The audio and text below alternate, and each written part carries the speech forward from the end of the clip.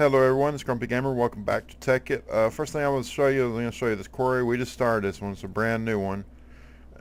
We move these things about once a day. That's about, I don't know how many hours, like 8 or 10 hours or 12 hours. That's how long it'll take this thing to dig to bedrock, but it just started. It's on the first layer. The first thing it'll do is get rid of all the snow and level it, but that's before the bit even shows up. But once it gets it leveled, like right here, see how it's level? There's nothing sticking up. Once it gets it all level, then it'll create the drill bit. But if you look up there, I never explained that. You see that black block up there? It's actually called a world anchor. And what that does, it keeps chunks loaded when you're not in the area. The way Minecraft works, it only loads the chunks in your area. So if I didn't have that world anchor and I left right here right now, what would happen is the quarry would unload and I would stop receiving stuff with the sorting machine. So the world anchor, what it does, it loads keeps an area of chunks loaded in a 3x3 area, so it's keeping 9 chunks loaded, and it's in the center of those 9 chunks. So a chunk is a 16x16 area, so I believe that works out to be I don't know, 48x48 area. So I think we make our quarries like 40x40 just to be safe, but but anyway, yeah, that's that. But the reason I was coming over show you too, somebody mentioned where do I get all these resources. First, starting off with Tekkit, you go down mining just like anybody else with a pickaxe. Once you start getting this machinery going, I'm going to show you some of these quarries we got. This is probably like our 8th or 9th one we're building right now. But all these frames, they're 40x40 areas. There's one, there's one, there's one, there's one. There might be some more beyond that. There's a small one. I don't remember why we made a small one, but anyway, you can see all the quarries we've built. But this is how we get resources now. We very seldomly go caving. Now, when I showed you my quarry in the video, I believe that's the one you're looking at right now, right there. That's the quarry I originally showed you in the video. Let's go ahead and sprint. I believe what I said I was going to do in the next episode is redo the power in the house. Well, I actually went ahead and redid that. So this is kind of going to be a tour of what all I've done since I last recorded. Probably a short video. But here we go. Some more quarries we've built. There we are. We're back at the liquid storage facility. Oh, by the way, the refinery blew up again. I guess what happened is it ran out of water and it exploded. But you can see I haven't done anything to it. So where I put the engine was like right here. It's slightly closer to these tanks than it was to these. It didn't hurt these tanks, but that was odd. It took out all the pipes, but it didn't hurt the tanks. Over here, same deal. I ended up with like 1 full tank of fuel and then a little bit of partial stuff, but I was wanting to show you the kind of crater it leaves. That's what happens when an engine blows up. That was a single engine. So like I was telling you, it's a little worse than a creeper blast. You can see that. It's a little slightly bigger radius, blast radius. But I've made a lot of improvements to the house since y'all saw me. If you can look right now, you'll see a very, very tall structure. That's a work in progress. That's what I'm actually working on right now. It's very technical. I'm having to read a bunch of tutorials online about how to do it. Well, it's a secret what I'm doing. You might be able to figure it out. Maybe by looking at it. I don't know if you can figure it out or not, but basically it's an empty building right now. And so what I've done, built a little pathway out here to it. Here's the building. It's all empty inside. There's a wire coming up. Y'all want to, you can try to guess. Whoever gets the guess right, y'all get a cookie. Okay, let me show you the power. What I've done. Okay, I've moved everything downstairs. This is the mfsu. There's no transformers up here now. So what that means, I have a straight 512 volts running down into the house. The reason I did that is because some of the machines are running off 512 volts now.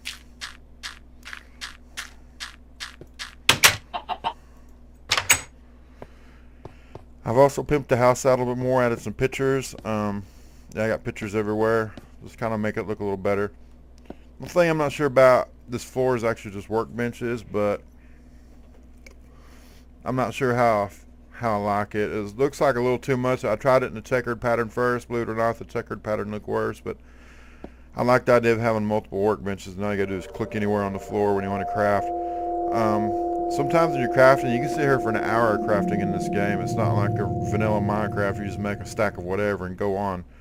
Some of these machines take stacks and stacks and stacks of stuff to build them, and you're going through all these intermediate steps. So you can sit here for 20 or 30 or 45 minutes crafting something. If there's two of you doing that, you can kind of get into get in each other's way. So that's why I made all these crafting benches here on the floor. Okay, let me show you the power. Okay, this is the new power room.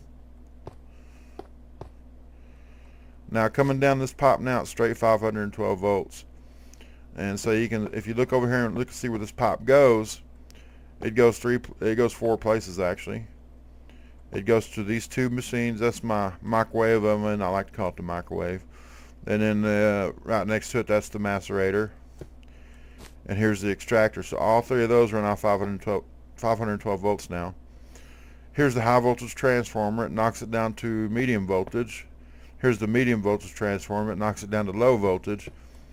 And then that feeds these two MFEs. And now here's the extractor on the ore processor. So it does run off 112 volts now. But as far as everything over here, this has always been this way. There's always been an MFE power on the other side. Okay, so next thing I want to show you is how to make an industrial diamond. Let me go get the materials. To make one diamond, you will need one stack of coal,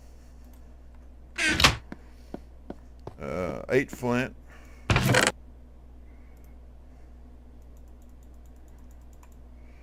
and 1 piece of obsidian. Now the obsidian can be substituted for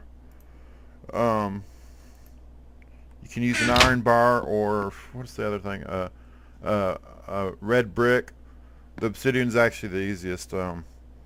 As you can see, I've got a ton of obsidian. It's from quarrying. Obsidian is no longer rare in Tekkit when you're quarrying. The reason being is the quarry will stop if it hits lava. So what you do is you fill water down there. I failed to mention that, but you notice in a lot of the quarries you see water in them. That's why. If it hits a piece of lava, the water instantly turns it into obsidian, and it can mine obsidian. So anyway, let's go over here and make the diamond. It's pretty straightforward, if I can remember how to do it. I believe the first thing I need is coal dust. Now, first thing I want to show you, actually I want to show you something else too.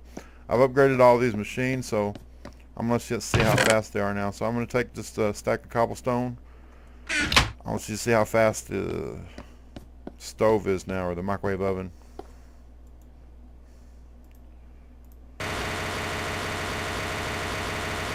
Well, that's pretty darn fast. That's about the fastest it can go. 13 overclockers is actually the very fastest it can go. But even at 12, it's draining its internal storage. In other words, it can't suck power out of the power grid fast enough. So I left it at 12. If you leave it at 13, you won't be able to cook as much. Okay, so next thing I need to do is make some coal dust. You put that in the macerator.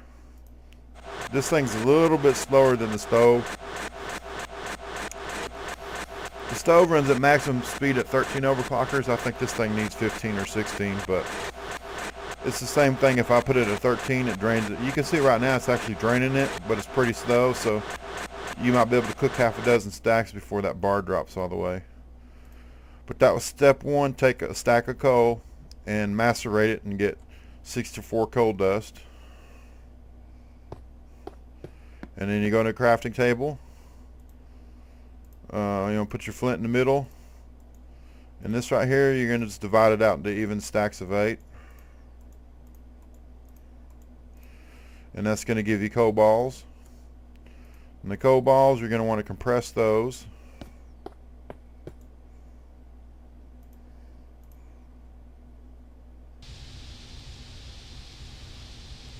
Thinks this machine's a little bit slower. It's not too bad though. Okay, so now we got our 8 compressed coal balls. You might have to watch this video a couple times. If you decide we want to do this, you might have to watch this part a couple times just to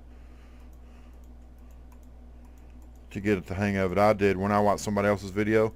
But you can take the compressed coal balls, put them in a circle around the piece of obsidian, add a crafting table, and that will give you a coal chunk. And now you're going to come over here and put the coal chunk in the compressor. And there you go, that makes a diamond. So the last thing I'm going to show you is I made a machine that does this. So let me see if I got the materials to do it. 1, 2, 3, 4.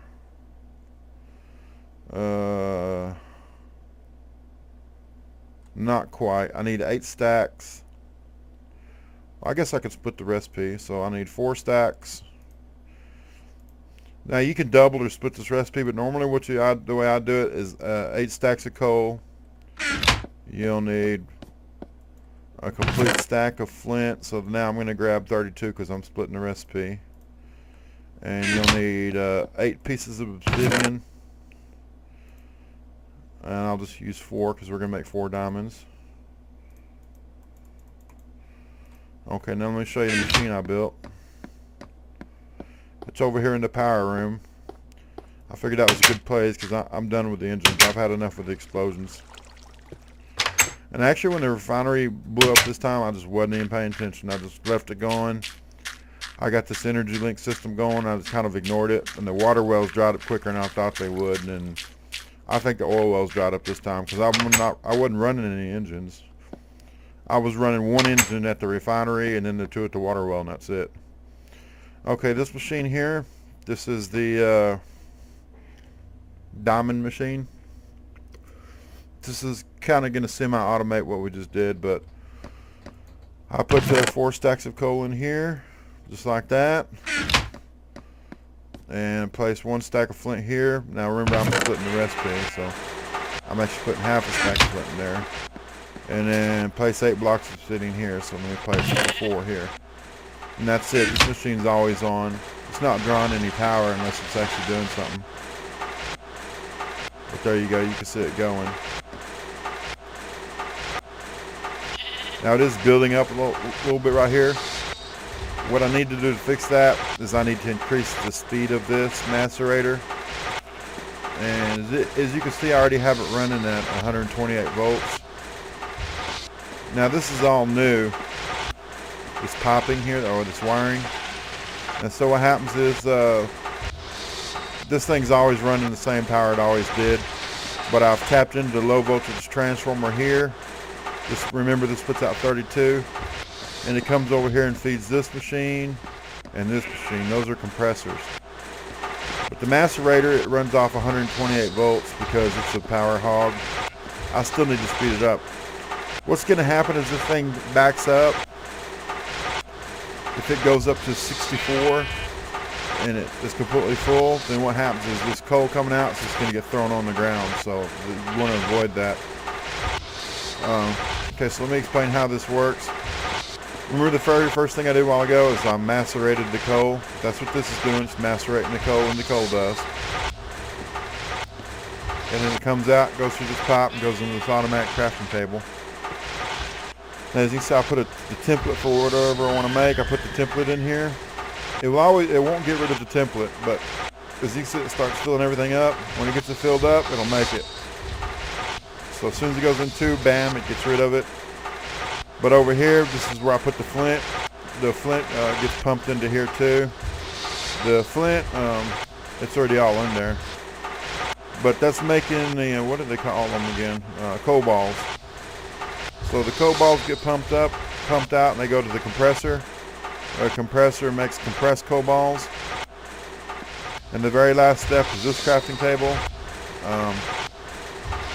It surrounds the obsidian with the compressed coal balls, and once that fills it up, it'll make a coal chunk. it's not sucking that out. I don't know. Maybe it's a bug. Okay. Now, here's where I place my obsidian. It goes up this pipe and down to here. But from there,